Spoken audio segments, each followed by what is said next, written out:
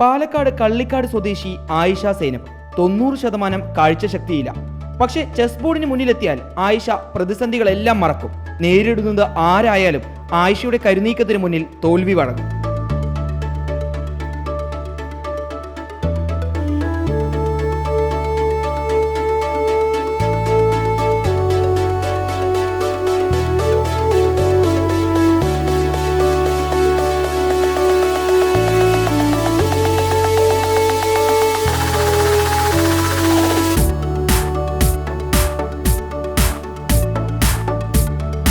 പാലക്കാട് നഗരത്തിൽ ഫുഡ്വെയർ സ്ഥാപനം നടത്തുന്ന അലി അൻസാരിയുടെയും റെജീനയുടെയും മകളായ ആയിഷ കരിമ്പുഴയിലുള്ള ഹെലൻ കെല്ലർ അന്ധവിദ്യാലയത്തിൽ നിന്നാണ് ചെസ്സിന്റെ വഴിയിലേക്ക് തിരിയുന്നത്. ഉപ്പ അലിയുടെ വാക്കുകളിലൂടെ പിന്നീട് കരുനീക്കം തുടർന്നു. ഇപ്പോൾ 2 വർഷമായി ചെസ് ലോകത്ത് സജീവമാണ് ഈ 10ാം ക്ലാസ്സുകാരി.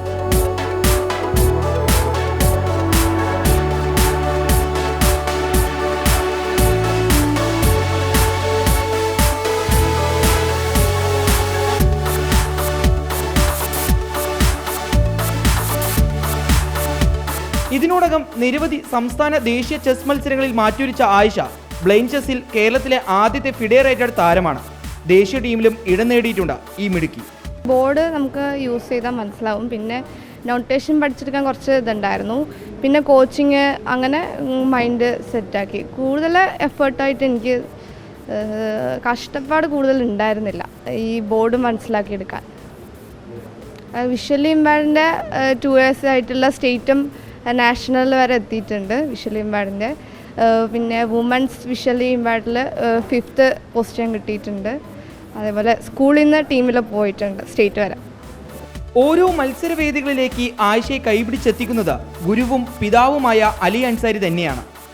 ഞാൻ ഇവിടെ ഇതുപോലുള്ള സൈറ്റഡ് ആയിട്ടുള്ള കുട്ടികളുടെ കൂടെ കളിച്ചാൽ കുറച്ചുകൂടെ കളി ഇമ്പ്രൂവ് ആവും എന്നുള്ള ഇതിൽ ഞാൻ എവിടെ ടൂർണമെൻ്റ് ഉണ്ടെങ്കിലും കൊണ്ടുപോകാറുണ്ട്. അവർക്ക് കുറച്ച് സ്പീഡ് കിട്ടും. ഇവർക്ക് കുറച്ച് തപ്പി പിടിച്ച് ഇതൊക്കെ അറിഞ്ഞു വരുമ്പോഴേക്ക് കുറച്ച് സമയമാവും. റാപ്പിഡ് സാധാരണ കളിക്കാറില്ല. ക്ലാസിക് ആകുമ്പോൾ ഒരു 3/4 മണിക്കൂർ സമയം കിട്ടുന്ന കളികളൊക്കെ ആകുമ്പോൾ കളിക്കും. പരിമിതികളൊന്നുമില്ലാത്ത സീനിയർ താരങ്ങളെ ചെസ് ബോർഡിന് മുന്നിൽ നേരിടണം. ഇന്ത്യയെ പ്രതിനിധീകരിച്ച് രാജ്യാന്തര മത്സരങ്ങളിൽ പങ്കെടുക്കണം.